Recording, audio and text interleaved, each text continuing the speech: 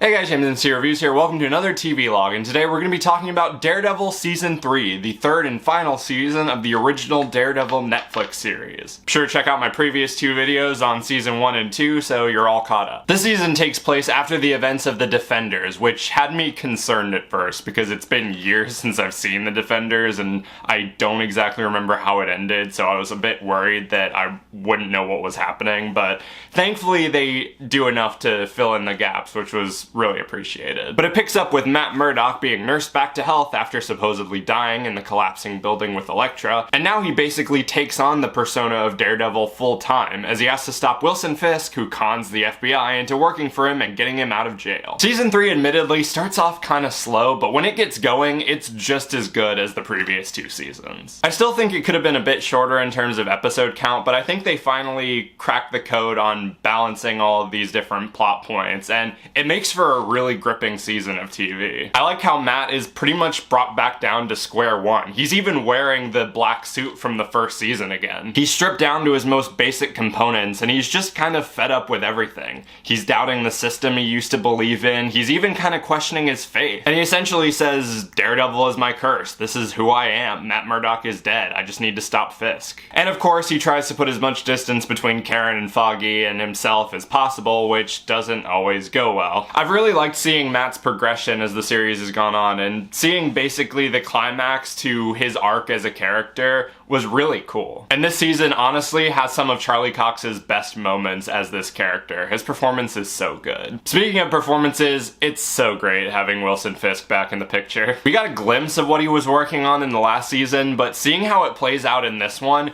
really reminds you why he's such a great villain. He isn't just an angry brute, he's also very smart and he's a master manipulator. Every time they think they've got one over on him, it almost always goes sideways. Even when he's technically under house arrest, the fact that he is still in control of so much and has every contingency mapped out adds an extra level of weight to the story and him as a character. And of course, Vincent D'Onofrio is chilling as Fisk. The season also introduces a new villain, Bullseye, or Death. And honestly, when they first introduce him and when they start dedicating time to him, I really just thought he was gonna be a generic corrupt cop and he was gonna be really boring to watch. But by the time you get to about episode 3 or 4, which is when the series as a whole starts to pick up, they make you genuinely scared of this dude. There's this great flashback sequence where Fisk is listening to Dex's therapy tapes, and it's chilling to watch because you can see the shreds of humanity in him, but it's drowned out by how mentally disturbed he is. And he gets more and more crazy as the show goes on, and it gets pretty unnerving. Even the way they shoot this guy, sometimes having the camera circle around him or even his surroundings, and when the music kicks in and it sounds like bees buzzing around his head getting progressively louder and louder,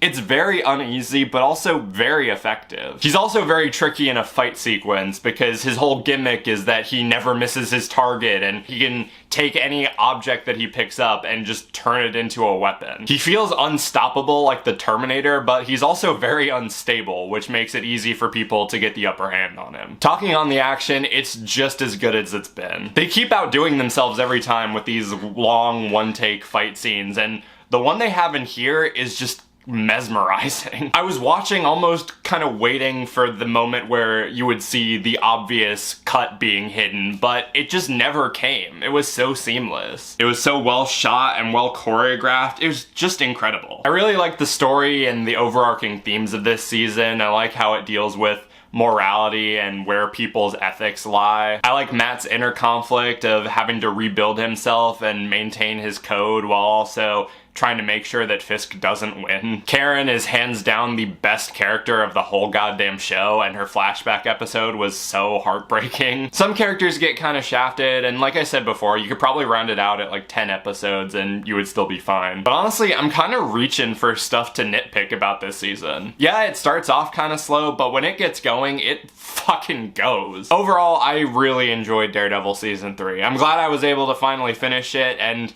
yeah, Born Again has a lot to live up to, but I'm cautiously optimistic that they'll pull it off. So going to my ranking, I'd give Daredevil Season 3 a 4.5 out of 5.